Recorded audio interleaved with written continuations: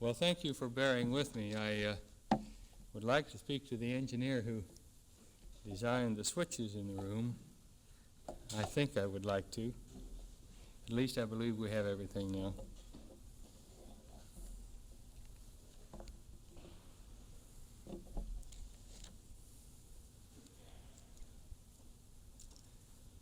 The slide on the screen that you see there indicates something that perhaps even more today than back in 1928 when John Galsworthy wrote it is something that we feel very keenly. It says if you do not think about the future, you cannot have one. And as a matter of fact, just this week you hear many comments about whether or not we really do have a future, and if so, what kind. So perhaps the comment, rather than being appropriate in 1928, is even more appropriate this afternoon. At any rate, it's what I would like to use as a keynote in talking with you about my opinions, at least, and some opinions that I have gleaned from reading others and talking with others about the future of engineering for something like the next 30 years. Now, the particular period of time, 30 years, I think will become apparent to you why I've chosen that as we progress in the discussion. About 300 years before the birth of Christ, Alexander the Great began complaining that there were no new worlds to conquer, and periodically we read some new version of essentially the same thing almost every time we pick up a paper.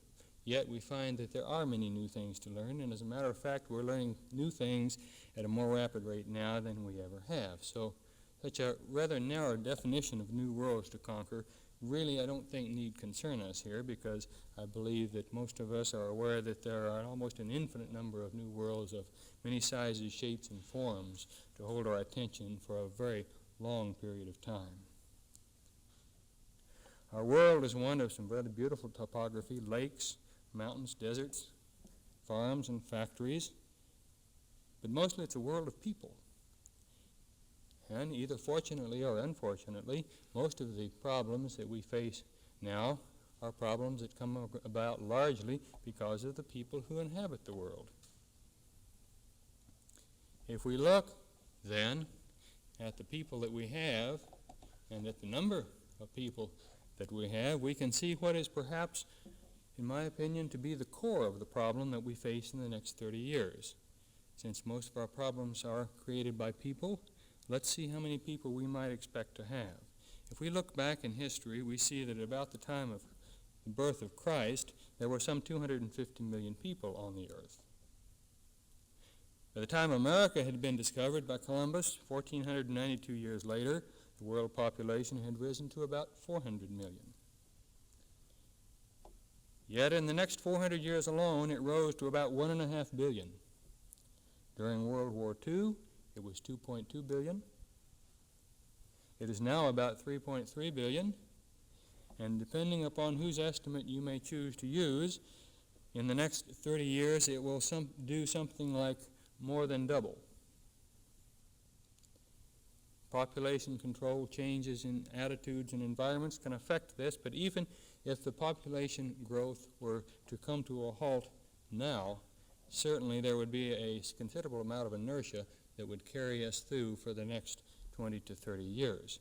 So even if we were to suddenly stop reproducing, we would still have built-in inertia and momentum that would yet create a population problem for us for something like the next 20 to 30 years. So it seems to me then that people and the numbers of people that we can expect to have in the immediate future are going to be the basis for many of the problems that we can expect to encounter.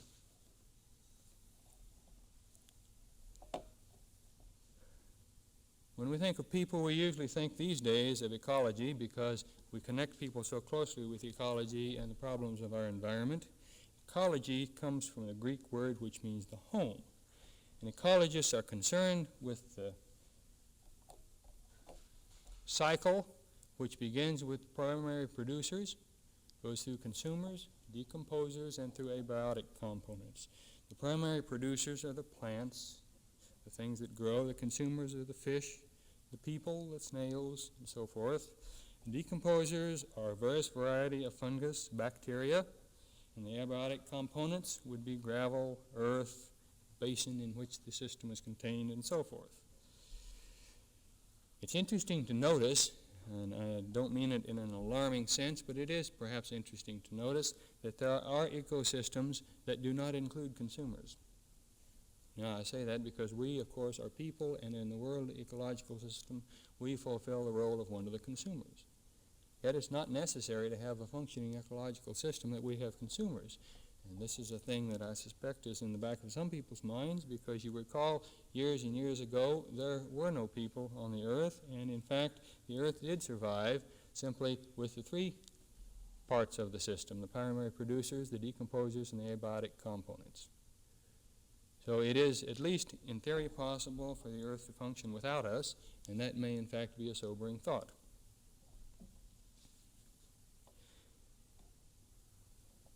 We're essentially biological creatures.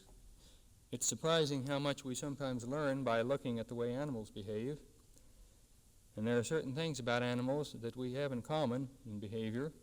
For example, animals tend to protect their territory. And I think as you read the newspapers, you find for the last, in fact, as long as newspapers have been written, people tend to protect their territory too. Even your neighborhood dog, you will notice, will go to the edge of his yard and bark loudly if it appears that somebody's going to enter the yard. Territory, property, is an important thing to many animal creatures, to most biological creatures, in fact. Another important thing is food. This controls the population. The amount of territory that a population has tends to control its growth. Certainly the amount of food that a population has tends to control its growth. And the amount of disease, the presence thereof or the lack thereof, controls the amount of growth or the leveling off of a population. Then there is one other thing which controls the level of population. This thing is created by the population itself. It is a self-scaling phenomenon. It is the result of some of the things that we call threats to our environment now. This then tends to go into the pot to create ultimately conditions which level off the population of a group of biological creatures, people included. Said a little different way, there are the following things that we might consider as problems in the next 30 years: the growth or the large numbers of people, the space that they have, or said a little differently, the trend towards urban societies and living at close quarters, and third, something that has been perhaps inherent in our discussion of food, this would be the non-uniform distribution of resources as regards food and supplies on the one hand and the distribution of people on the other. This, of course, implies some other things that we will look at momentarily. If you look then at this slide, you find I have listed 6 items there which I think are important for us in the next 30 years, and I'll tell you in a moment where I think engineers will fit into this. If we take the 3 items that I mentioned earlier and break them into somewhat more detail, we can list things like physical environment, health and medical care, food, water, power, and transportation as major problems. And you'll see in a moment why I've chosen this particular collection. Certainly, the real challenge of maintaining a healthful physical environment in the face of air pollution, temperature-controlled atmospheres, pollutions of rivers, streams, and water wells, and significantly in closer contact with other people and the consequent tendency to spread diseases, creates a real challenge in maintaining a healthy physical environment. Closely associated with the health problem is the problem of food and water. Again, as we say, man is undeniably a biological creature, and all the concepts of mind over matter have led man to look in this area for many years. It's a frightfully poor substitute for food for our bodies, so we have to first be healthy before we think properly. Actually, of the two, food and water, it's possible that water may be one of the more important. In the United States, we were using 6% of the available drinking water at the turn of the century. We're now using some 65%, and in 1980, we estimate the figure will rise to something like 85%. And by the year 2000, essentially all of our useful water resources in the United States above and below ground will have been developed or essentially spoken for.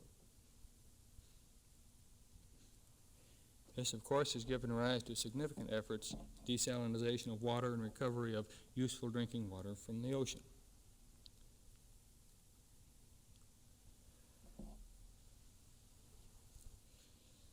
Transportation is intimately connected with the non-uniform distribution of people and resources. And while this is a technical end of the transportation problem, it is very easy to bring the transportation problem home very closely to us by considering the following. We can routinely travel at something like 500 miles an hour in the air, although we rarely exceed an average speed of 30 miles an hour on the ground if we take a long trip through a lot of towns and stop to eat and fill up gasoline, and also take time out for rest. So if we were to consider, for example, transportation from here to Chicago, as an example, we might drive from Ames to Des Moines in a car, and that would take us something like an hour. We may allow an extra 30 minutes for emergencies, to allow for a flat tire and check in at the airport. That would make an hour and a half. Then the flight time from Des Moines to Chicago would be about 45 minutes, and we would take perhaps a half hour to collect our baggage at Chicago. Then we would have to take a limousine, a car or a limousine or a taxi to downtown Chicago, which we would say would be our destination. This would take something like a total of 3 hours and 45 minutes, and we might then go at an average speed, for example, of 100 miles per hour. Yet we would have gone in a very high-speed airliner, and we could almost drive in there if we were willing to take just a little more time. So I think the problem I want to point up is that perhaps some of the severe problems we have, at least in passenger transportation, occurs in short-range transportation and perhaps mass transit in large populated areas, rather than getting from one airport to the other very, very rapidly. Well, we've talked a little bit about many of the problems that I've listed here. Now, the important thing that I think we should notice about these, and the reason that I arranged them the way I did, is that they are indeed all interrelated. If you look at physical environment and health, you find they are connected by the problems of urbanization. If you look at health and water, they are connected by the pollution problem. If you look at transportation and water, you find the unequal distribution of water involving needs in development of transportation. If you look at transportation and health, which is a very obvious connection right now, you see the problems of smog and air pollution. If you look at food and water, you see problems of pollution. If you connect water and power, these are connected through efforts at desalination, which requires large amounts of power. If you look at food and power, you consider the development of new sources of synthetic foods, perhaps those which may be almost manufactured from unusual types of raw materials. And if you look at transportation and food, you find a distribution problem. So all of these problems are interrelated. And the fact that they are interrelated means to me, I think, that we must begin to start thinking of the solution of our technical problems in terms of interdisciplinary approaches. And I think that's perhaps the most important point progressively that we have come across so far in the lecture, is that we arrive at a point where it is really no longer possible for a given technology to exist by itself, but it must begin communicating and interacting with other areas of technology.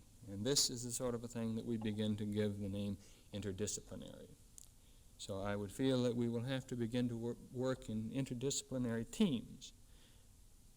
Now, if we look at an interdisciplinary team, it seems to me that a good team member of that organization must have two particular properties. The quite obvious one is that he must be able to understand the other members of his team.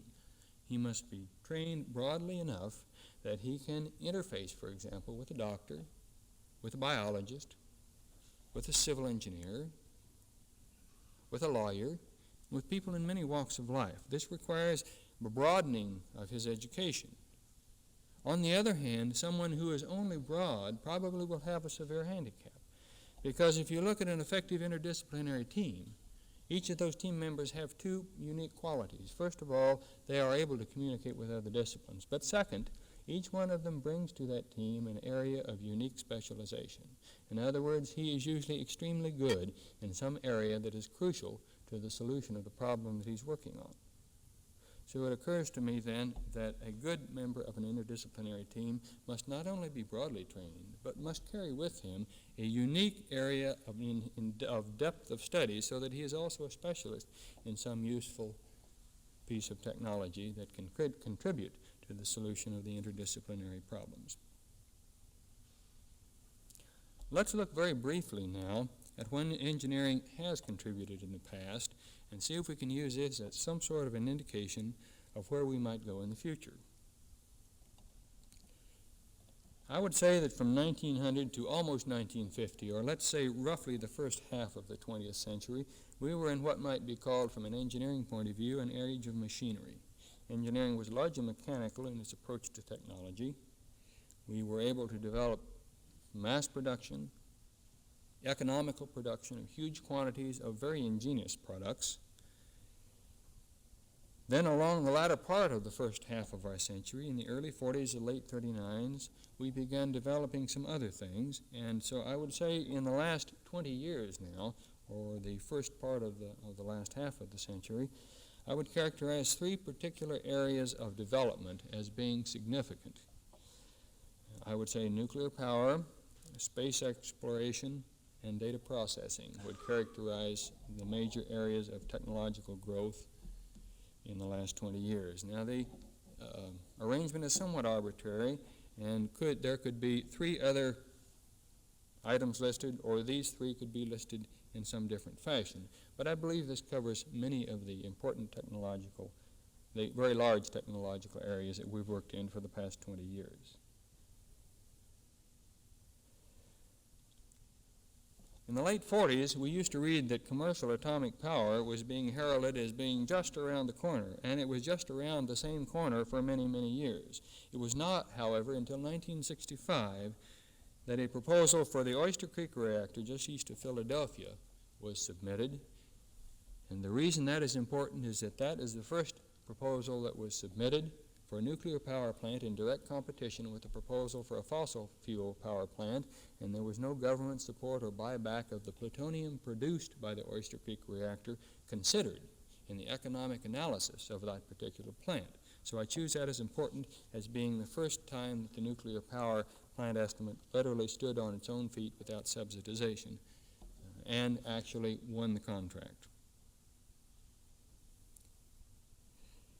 In space exploration, some of you will recall in the 1940s, kids were reading comics in the Sunday supplement about Buck Rogers and Flash Gordon, and then on about October the 4th, 1957, the story suddenly shifted from the Sunday supplement to the front page, and in something like 3-inch headlines, we read the word Sputnik. And this, of course, was probably the greatest incentive to science education that we've received this century. This year, and in past years, now, we have been to the moon several times, and we'll probably go to it more yet. It has almost reached the point where in fact, it has reached the point where only the important parts of the mission are covered on nationwide television now. Where you recall, the entire first mission was covered in some great detail. Data processing, in the third area, started with desk calculators, which could multiply and divide automatically in only a few seconds. In a journal in something like 1919, there was a multivibrator circuit published by two people named Eccles and Jordan, which became the basis of some of the modern high-speed computers that came out then in about 1954. The IBM 650 was one of the first, at that time, fast and effective stored program computers, and was a member of the first generation of computers. About 1960, the IBM 650 would operate in a range of a few milliseconds. Then about 1960, we had computers performing their basic tasks in lengths of time measured in microseconds instead of milliseconds. Then in 1972, today we talk in terms of nanoseconds, or 1 part in 10 to the 9th of a second. In the early days, we saw information stored on magnetic drums and magnetic tapes. Now we're using random access magnetic cores, high-speed disks, and in fact, solid-state storage techniques. This then is the area that we have had in the past. Let's look a little bit at the present and then go on into the future. At the present, it seems to me that we are beginning to realize something that is very non-engineering in our approach, but perhaps very necessary. We are beginning to realize that human welfare is perhaps the ultimate justification for the existence of our technological effort. Jacques Ellul, in his book on technocracy, makes a very interesting comment or accusation, as you choose to interpret it, but it's something that I think is worth thinking about. He says, we are involved in what is a progressively technical civilization. The ever-expanding and irreversible rule of technique is being extended to all domains of life. We are perhaps committed to a quest for continually improved means to carelessly examined ends. That book is several years old now, and I think his prophecy has certainly come true because we have begun to examine our ends, to the point where, in fact, our goals are being changed. In the past, time has either been on our side or else has played a neutral role in society. Now it seems to me that time is against us. Our early and classical method of solving population problems was to scatter people and move them away from each other. When our East Coast began to have population problems, or thought they had population problems at that time, the call was to go west, young man. This, of course, tended to minimize some of the problems that had begun to be created by people living at close quarters. Well, there aren't many places left on Earth, at least at a sufficient stage of development, so that we can solve the population problems and the living condition problems by simply moving to different points on the Earth. Therefore, this approach is denied us probably from here on out. Pollution problems, again because of the inertia of a growing population, cannot be solved by simply moving away. The Mayan Indians in Mexico, when they had used up a given area, would simply pick up their village and move off down the way for a while and begin their civilization at a different point, and use it until it became a problem, became polluted or contaminated, and moved on. The nomads, of course, in many parts of the world also took the same approach. This is an approach that I would think is to be denied us in the future, and therefore we're going to have to find different ways of solving these problems.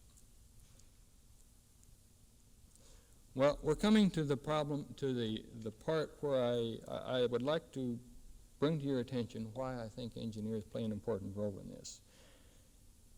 To show that to you, let me talk about a few dates. In 1939, two scientists in Germany named Hahn and Strassmann discovered nuclear fission.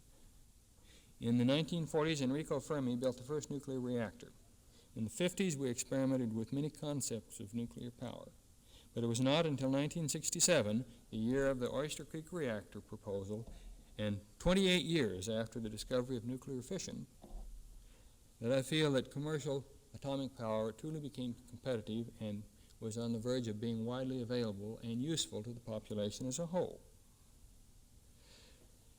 In 1980, we estimate that perhaps 25% of our power in this country will be atomic, and by the year 2000, we will be obtaining over half of our electric power from the atom.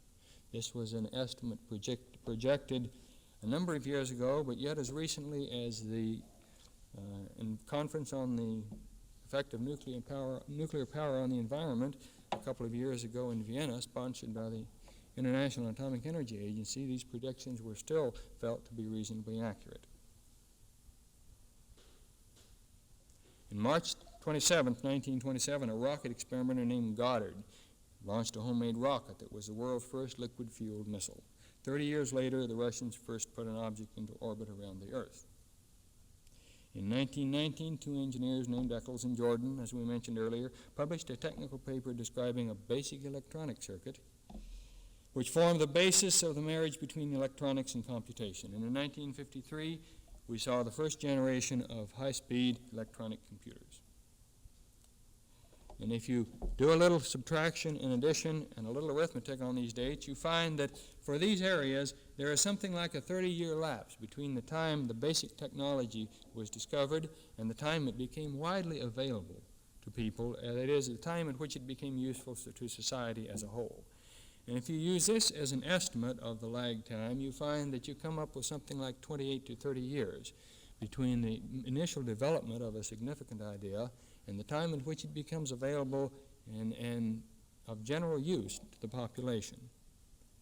Now, if you consider that we are now in the year 1972, then the turn of the century will come something like 30 years from now.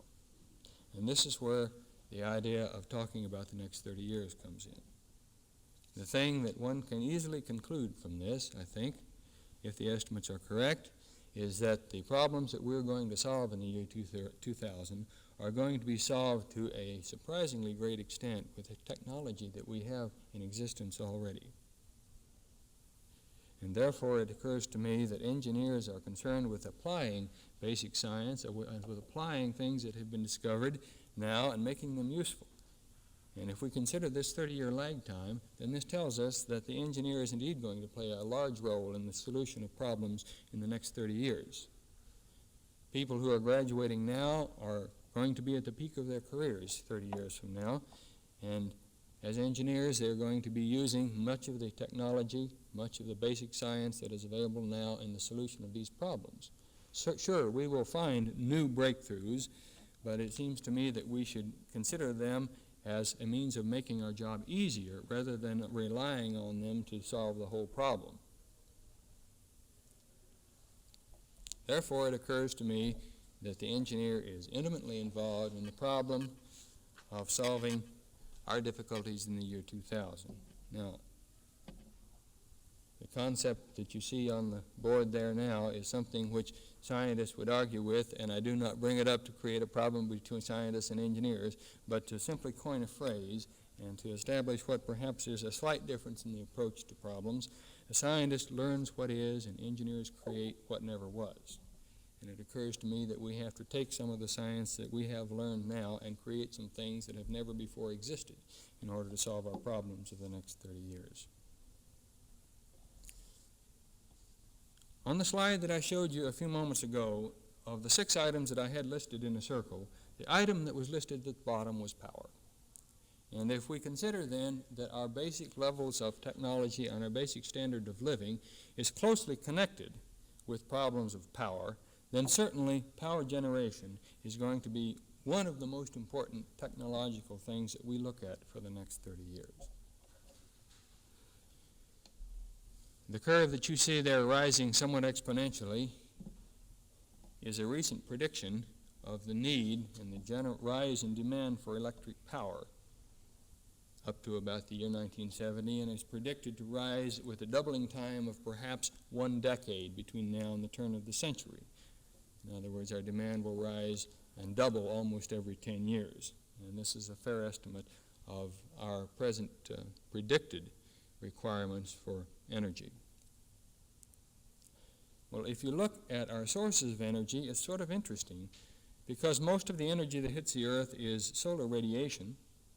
A small fraction of this is converted by photosynthesis into plants, and a small fraction of that, ultimately over a period of time, of many, many years, becomes fossil fuels. And fossil fuels have supplied our energy for many, many centuries now.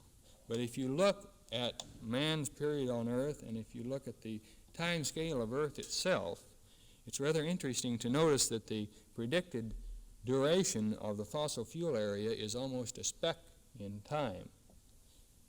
For example, of the best estimate of our coal reserves that we have, our initial coal reserves that we have ever had, we have used something like 1.8% of them now. The best prediction is that the middle 80% of all of those coal reserves, in other words, the large chunk of them, will be used during the years 2000 to 2300, and that the use of coal will actually peak at about 2150 AD. If we look at the estimated total oil reserves, we predict that about 13.6% of the oil reserves that ever existed have already been used. And the best prediction is that the middle 80% of our oil reserves will be used between the years 1968 and the year 2032, and will peak at the year 2000. So you see then that in something like more than 50 years and less than 100, we are using a large share, or at least we predict we will use a large share of the fossil fuel that is available to us. And this means then that on the time span of the life of people on Earth, fossil fuel will tend to use only a small portion of that time. And therefore we do need to actively seek other types of power sources. We are doing so. Of course, the greatest probabilities lie in nuclear fission and nuclear fusion. The possibility of using breeders to breed more nuclear fuel at the same time we burn what we have will create something, a nuclear fission fuel base of something like 10 to 100 times what our fossil fuel base was, and the subsequent development of nuclear fusion, which experts now predict may begin to develop sometime after the turn of the century, shortly after the turn of the century, will of course increase our fuel base to where it will last for many, many centuries, at least according to our best predictions. And this is much of the emphasis and impetus for developing nuclear fission and nuclear fusion.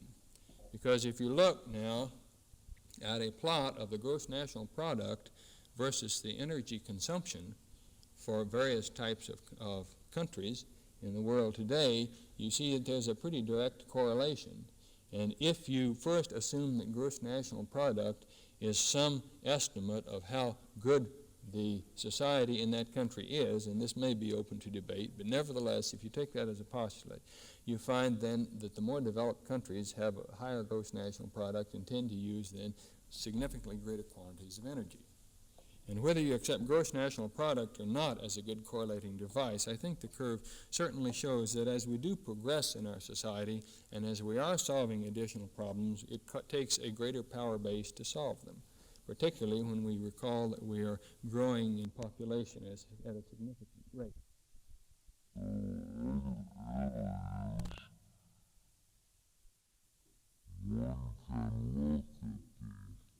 Problem of forecasting what's going to happen next.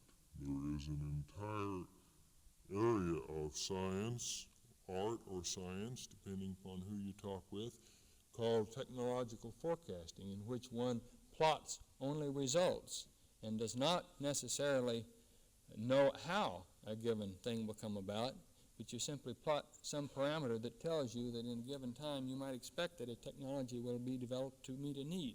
For example, you might take computers and consider that if you plot the decreasing time that it takes a computer to perform some basic operation and then extrapolate that, you can predict that if over a period of 20 or 30 years you can get a reasonably straight line, then you might extrapolate that into the future and predict that you will be able to perform computer operations at a rate that will fall somewhat along that line, even though you don't know at this time what particular technology will provide the wherewithal to do this. This same sort of thing is plotted for the production of light in the slide that you see in front of you now, where we plot calendar years against efficiencies in lumens per watt. And you see then that in general, the best that you can get from each of these types of light-producing devices falls on a relatively straight line, from the paraffin candle to Edison's first lamp, to the cellulose filament, to the tungsten filament, to the sodium lamp, the mercury lamp, the fluorescent lamp, and of course, ultimately to the theoretical efficiency of white light, which we would not exceed. This sort of thing is called technological forecasting. It's a means of looking into the future without knowing perhaps exactly what technology will provide the capability that we anticipate. Just one or two other areas that I think might be rather interesting. A chemical plant runs something like 70% efficiency, perhaps. A cow is something like 7% efficient. And one of the problems that we can anticipate with a larger population is a food problem. And if we put grain into a cow and expect him to convert it into food, it is converted into quite delicious food, and I would hope to eat steaks for many years to come. But nevertheless, as a means of producing protein, there are more efficient methods. There has been developed now by one of the companies in this country through what's called the Isolated Protein Program, a means of running a plant at something like 70% efficiency and producing a synthetic high-quality protein meal that can be manufactured and turned into material that is given much the texture of bacon or of hamburger or of steaks or of shrimp. And in fact, if you have hors d'oeuvres made of this and no one tells you that that's what it is, you may not realize you are eating a synthetic protein food. As a matter of fact, I strongly suspect that some of you have eaten prepared pizzas heated in your oven and thought you had enjoyed some delicious sausage on top, when in fact it may not have been sausage at all. Nevertheless, I'm sure you got your money's worth, for the food value was at least as good.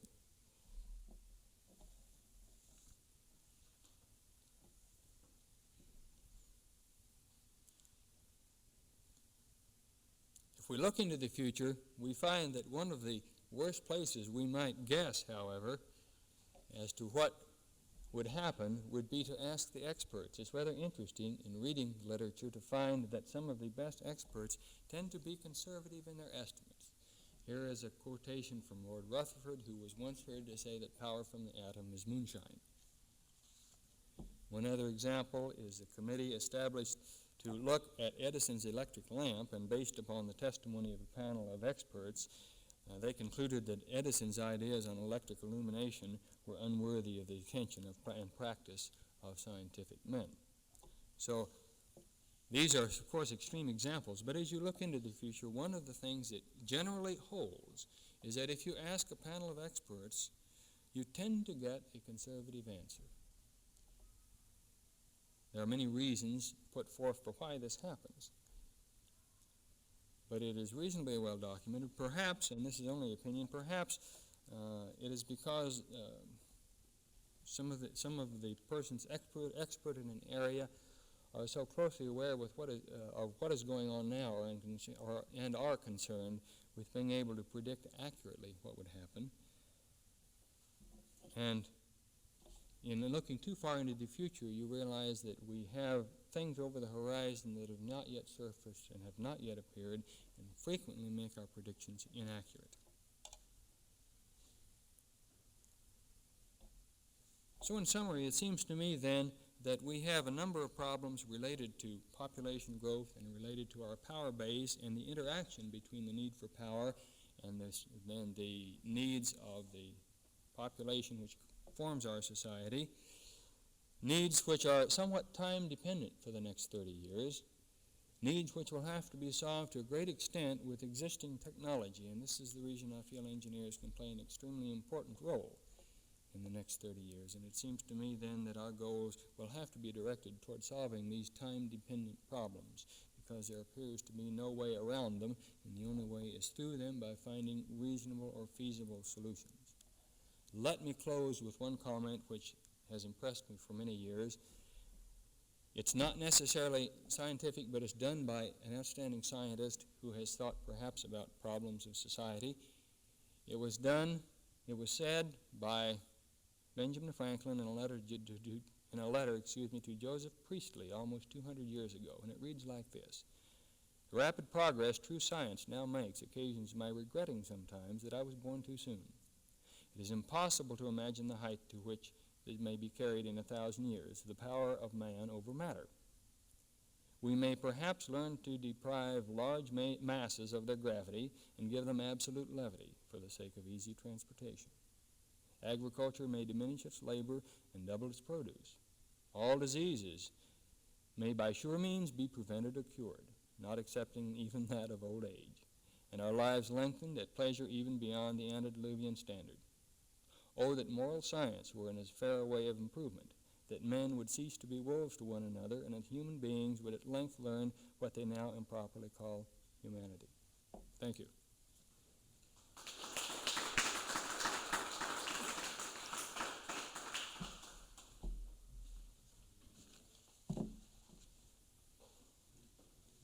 Yes, sir.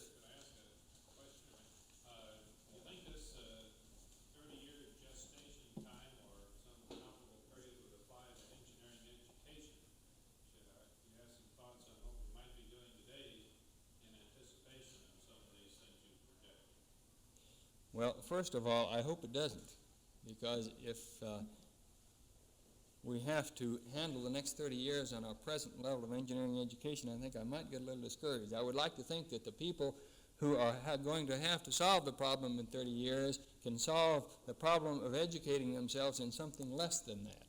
So I would like to have at least several cycles to attempt proper education of an engineer by the year 2000, and I believe that in fact we can do this. I see now attempts at different types of engineers communicating in much greater detail with each other. I see engineers becoming more broadly trained. I see engineers talking with people who are not engineers and communicating effectively with them. And I see a diffusion of engineering technology into other areas and a diffusion of non-engineering technology into our area.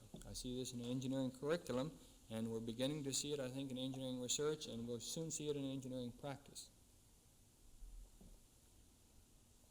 So I would hope that we may have the opportunity to recycle engineering education several times in the next 30 years, because I think it's a vital and necessary thing. Yes, sir? Doesn't the thoughts on educational programs and processes seem to go through cycles? Whether you consider it on the elementary level or on the college level. In other words, a theory or a method which seems to work now has worked in the past. It's just that we dug it out of the books and used it again. And 15 years ago, that process is considered out of date, but 15 years from now, it might be the thing. Yes, the question was, doesn't education also go in cycles? The comment was made, haven't we seen this, and don't we see things coming up periodically that at perhaps 15 or 20 years were thought to be out of date but are now back in vogue? Yes, I think it's a little like men's or women's clothing styles. It certainly goes in cycles. In fact, we're seeing in education right now something which was tried perhaps 20 years ago. 20 years ago, I don't think it's exactly the same thing, but it's a somewhat similar concept. 20 or so years ago, it was called progressive education. The name has since fallen into disrepute. It was widely felt that it was not an effective means. Perhaps it was not. It is a concept, something like that, or at least what some people think is something like that, is coming up now in individually guided education. I think it's different. I think it represents an improvement, but it would certainly fit into your cyclic suggestion, or the fact that education runs in cycles. The thing that I believe exists this time that didn't exist the last time around for this approach is a stronger concept of accountability on the part of the student. So this may not be the answer, but I think this cycle will be an improvement because of the much greater amount of accountability that is being brought along with the individual education approach. But I certainly agree that it runs in cycles.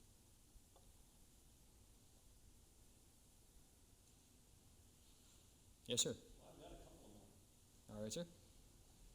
You mentioned a 70% efficiency on synthetic protein. Yes. Do you mean completely synthetic from inorganic materials? No. You mean conversion from Conversion. agricultural- Soy conversion, for example. Okay, soybean. Yes. That's number one. Another one concerns some of the work done by Forrester and his group at MIT on the prediction of what is to come if we proceed along certain paths we now do and don't change our way of living. Have you thought much about that and where the engineer fits into the future in that regard? I've not followed that work of Forrester too closely. He, of course, is an electrical engineer from the University of Nebraska, so he is an engineer and is one of us. I'm not sure he still claims to be, but he is an electrical engineer. This has given rise to some of his earlier work on the dynamics of systems, of social systems. I've not followed his approach to predicting the future, I'm sorry. It's rather new. I think less than a year. I've heard of it, but I don't feel that I would be qualified to comment on it without reading further.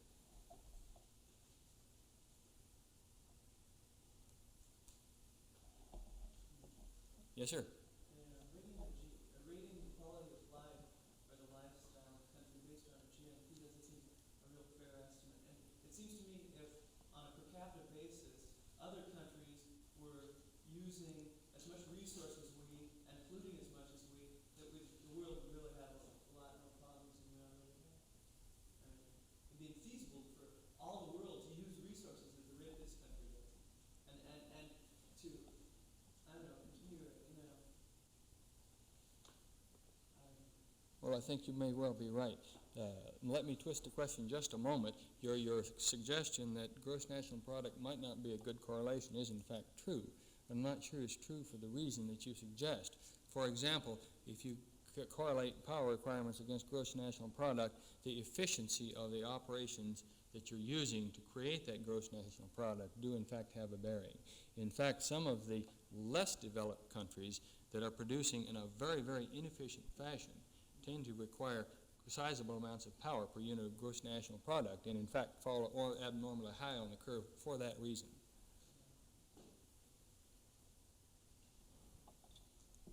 Yes, sir. The concept of the 30-year cycle seemed to apply to the nuclear power development and somewhat to the data processing progress. Do you think the same thing is true about space exploration? By that I mean by the year 2000 we'll be able to use publicly and socially the product of the work that's being done now. Do I think that in 30 years we will be able to use publicly the work that is being done now in space research?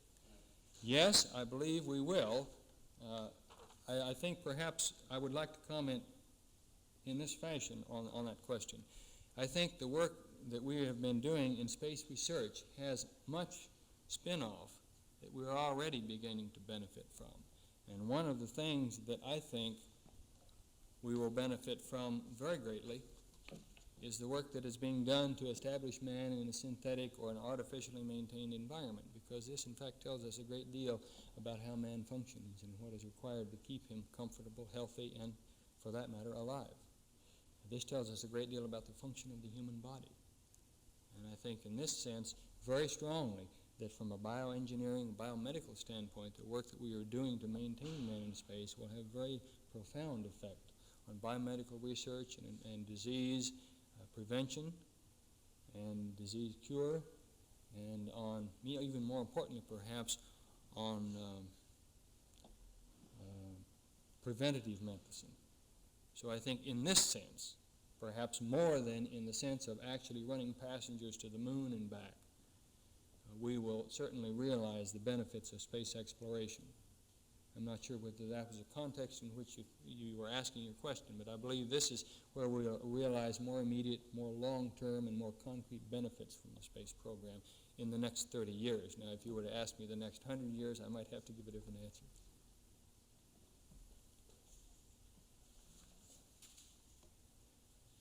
The 30-year, the discovery of DNA, for example, came about only recently, and if you project the discovery of DNA for about 30 years, you come up with something like the turn of the century for the implementation of some of that type of work too.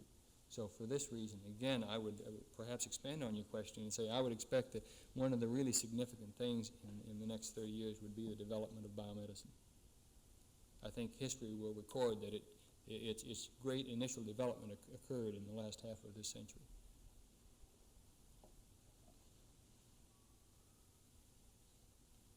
Thank you very much.